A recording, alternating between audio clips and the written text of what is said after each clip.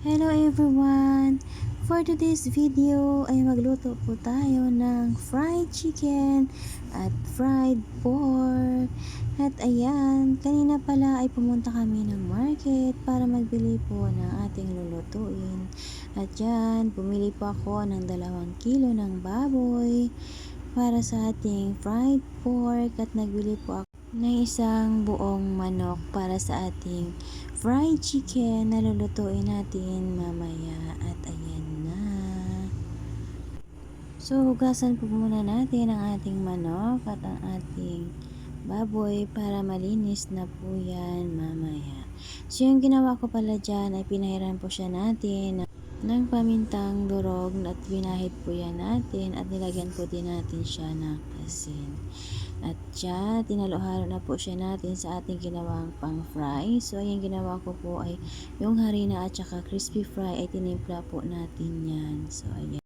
So, mekos-mekos na natin yan para mahalo na lahat yung fry sa buong laman ng ating pork. At ayan, ilagay po din natin sa ating isang buong manok. So, first time ko pala magluto ng isang buong manok na gawin po nating fried chicken. At tingnan po natin kung ano po yung resulta niya mamaya. So, tayo lang pala yung nagtimpla ng kanyang pang fry, pero nilagyan lang po natin siya ng crispy fry para mabalance yung lasa niya mamaya. So, ayan na. Ready na po yung ating kalan para sa ating pagluto. Ayan, nakasala na po yung ating kawali. So, ready na po yan sa ating pagluluto. So, hintayin lang po yan natin na minute po yung ating kawali at saka po natin ilalagay yung oil. So, ayan, at pwede na po yan. Ibuhos lang po natin ang ating oil. Yung kasya lang po sa ating piprituhin na chicken at saka pork. Kasi pag dinamihan mo yun, sayang naman yung oil natin at hindi na po yan natin magagamit mamaya. So, ayan na.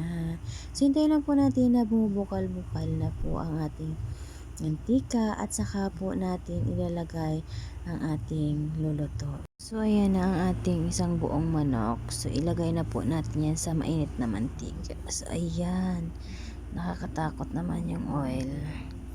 Baka mapasok po tayo. So, ayan. At sobrang bukal na po yan ng oil natin. So, hintayin lang po natin na maluto ang ating fried chicken. At ayan, at bukal-bukal na po yung ating mantika at pwede na po yan nating baliktarin ang ating manok. So, ayan na. Nakakatakot naman yan. Sobrang bigat. Yung manok pala natin na isa po yung kilo at kalahati. Ayan, sobrang hirap talaga baliktarin. So, at ayan na. So, habang naghihintay po tayo na maluto ang ating fried chicken, ay puntahan po muna natin yung aking anak na humingwit doon sa sapa. Siguro marami na po yung huling tilapia doon. At aroy tinanong natin niya kung may huli na siya. Wala pa daw siyang huli. Kasi yung pinapakain niya doon ay karne ng baboy. So, kinakain lang po yun daw ang karne. Hindi pa yun nahuhuli ang tilapia. Ay aray, ang tagal na ba yung hinihintay niya dyan? Kanina pa yan na humingwit yung anak ko at wala pa rin huli. Pero etong tuwa naman yung mga tilapia na nakakain ng baboy. Sabi ko nga sa kanya yung ating fried chicken na yung ating ilalagay po dyan ay bakain na sa tilapia at baka mahuli na rin sila. Pero at hindi naman yan papayag. Kasi excited na po yan ako kain ng kanyang fried chicken at saka fried. Pero sabi ko nga sa anak ko, nung bata pa kami ay hindi po kami nakakatikim ng fried chicken. Kasi hindi po yan usong-uso noon ng mga panahon po namin. Yung isda lang po yung kinakain namin.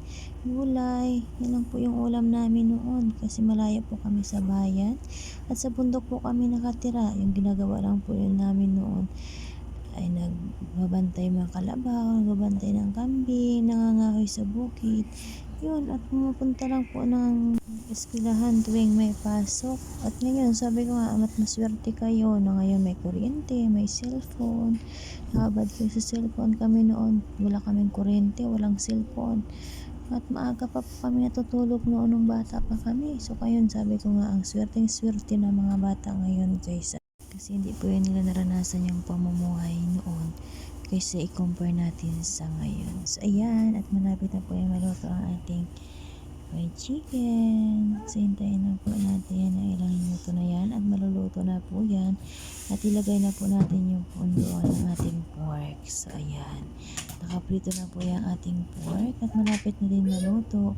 So, excited na po yung ating mga chikiting para kumain ng favorite nilang fried chicken at fried pork. So, ayan na. At ayan na po ang ating finished product. Yan na po ang ating fried chicken at ating fried pork. So, thank you so much for watching. Don't forget to follow our Facebook page, Kim Adrian. At don't forget to like and comment, share sa ating video. Happy New Year!